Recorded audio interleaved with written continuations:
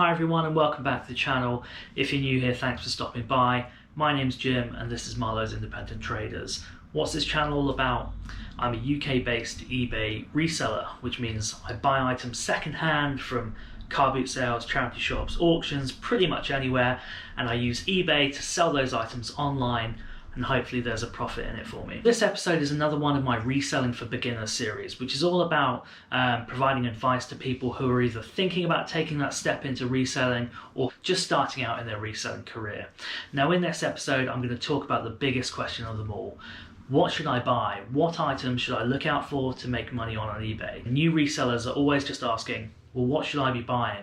Luckily, there's a really simple answer to this, but unfortunately, it means that you as a new reseller will have to do some work. So hopefully you enjoy the video and learn a few things along the way.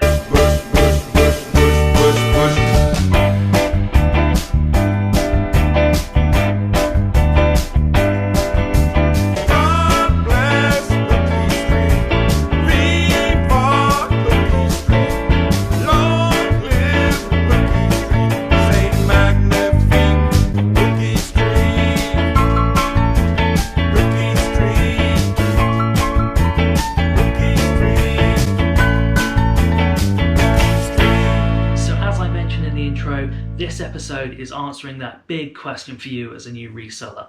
What items should you be looking to buy when you're outsourcing, doing those first few trips around charity shops and car boot sales? Unfortunately, for you new resellers out there, there isn't really an easy way to just give you a list of here's what you should be looking for. Look out for item A, B, C, D, but there is a golden rule that you should be following, and it won't just apply to you when you're a new reseller, it should be what you're following all the way through your reselling career. And quite simply, that golden rule is stick to what you know. Make sure you're sticking to items you know will make you profit. So let me expand on this idea for you a little bit. As a new reseller, you should be 100% sure that every item you buy is going to make you profit. In your first few months as a reseller, there's two things that you should be doing to build up your mental inventory and build up your knowledge of resale values. The first thing is use your phone. Absolutely use your phone. Use the eBay app. Check solds and check completed items. Don't focus on what items are listed for. Make sure you're filtering by solds, because that will give you an accurate price of what things are sold for versus what people want to sell things for. The second thing you can do as well is watch other YouTubers, because a lot of YouTubers put out footage of them going around car boot sales or charity shops and then reporting back, here's what I've paid for it and here's what the resale value is.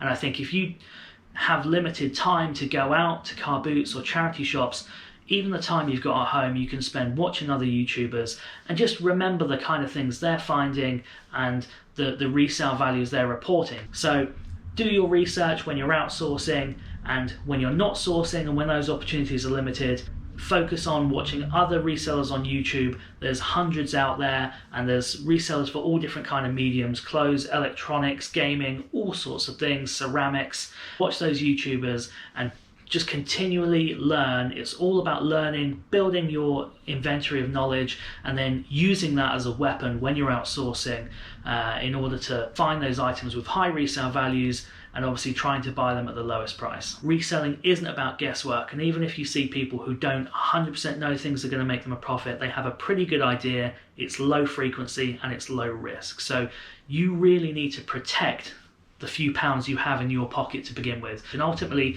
the more work you put in to build your inventory of resale values that you know of so you can buy those items yourself, the more you're going to get out of reselling. If you don't do the work, you don't put the work in to build your knowledge of different items to buy, different kinds of items, you will find that your profits and your resale opportunities are quite limited.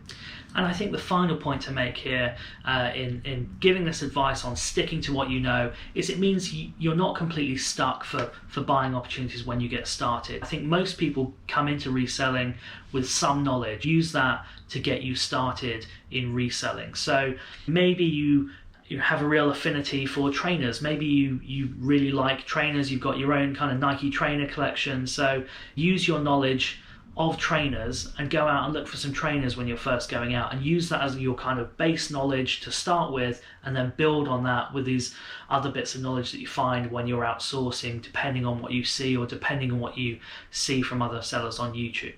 It doesn't mean that you shouldn't be looking for any items, but to start with you should be sticking to what you absolutely know. So that might be gaming, so you've got a good idea of values of computer games or board games, or you know about trading cards, or you've got a good idea about fashion, so you know about which high fashion brands are trending at the moment and what you're typically going to be paying for clothing brands, or specific clothing brands. So use the knowledge you have already as a base and use that when you're going outsourcing.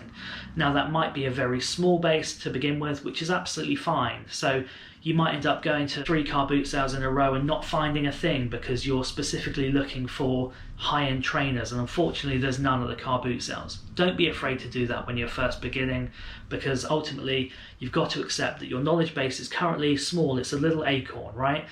But you're going to go out, you might not find anything that you know about for sure in that first couple of weeks, but use that time to be looking at a few other items that you think might have resale value. Do your research on your phone and add those to your inventory. And then the more times you go out, the more you build that inventory, the more things you will find.